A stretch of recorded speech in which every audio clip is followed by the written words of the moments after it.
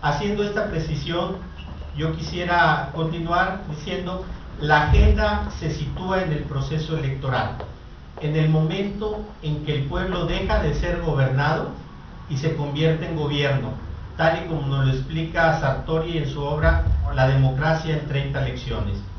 Agrega el autor referido, las elecciones, además de ser el momento en que el pueblo se convierte en gobierno, son la expresión misma de la opinión pública. Y dice más adelante, las elecciones deben de ser libres y para ello las opiniones deben formarse libremente, dado que si las opiniones se imponen, las elecciones ya no son libres.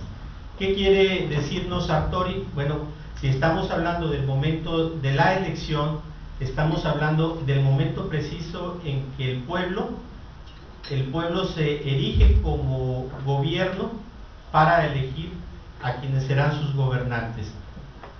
Sigo citando a Sartori, un pueblo soberano que no tiene nada que decir de sí mismo, un pueblo sin opiniones propias, cuenta menos que el 2 de copas. Por tanto, el edificio de la democracia se apoya en la opinión pública y en la opinión que surja del seno de los públicos que la expresan.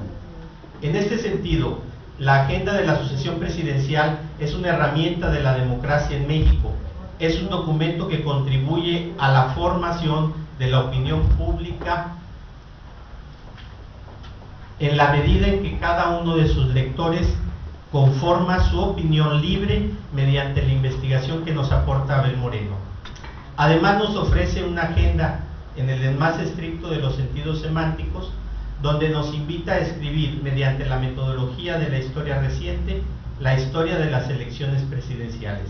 Nos ofrece un espacio donde podemos colocar los sucesos, registrando la fecha, la fuente de la información y hasta su implicación en la elección. Con ello, tenemos en la agenda un documento interactivo. Por un lado, la lectura de la investigación que nos ofrece Abel y por el otro lado, la construcción que cada uno de nosotros habremos de registrar en la agenda para contribuir al enriquecimiento de la historia de la sucesión presidencial. Quisiera entonces, con esta pequeña introducción o antecedente, entrar al aspecto metodológico. La agenda reúne las características de una investigación de tipo cronológica, en donde se conjugan elementos de una investigación histórica y una investigación descriptiva. Es histórica porque describe los fenómenos que acontecen en el pasado, y es descriptiva porque describe los fenómenos tal cual aparecen en la actualidad. Dentro de las características de la investigación descriptiva se conjugan también las características de los estudios de desarrollo, los cuales consisten en determinar el estado en que se hallan los fenómenos con sus interrelaciones y los cambios que producen en el transcurso del tiempo. Con esta cita de Rafael Vizquerra, autor de la metodología de la investigación social, yo quisiera dar como sustento la parte fundamental de lo metodológico, es decir, es una investigación que reúne características de una investigación metodológica. Habría mucho que abundar en los temas, pero creo que con esto damos el soporte sustantivo. Esto que pareciera tecnicismo, decíamos, es el sustento de la calidad de la investigación que hoy nos ofrece Abel.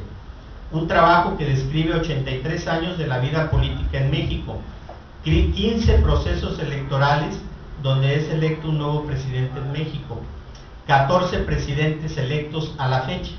¿Por qué? Porque el 15º acaba de iniciar.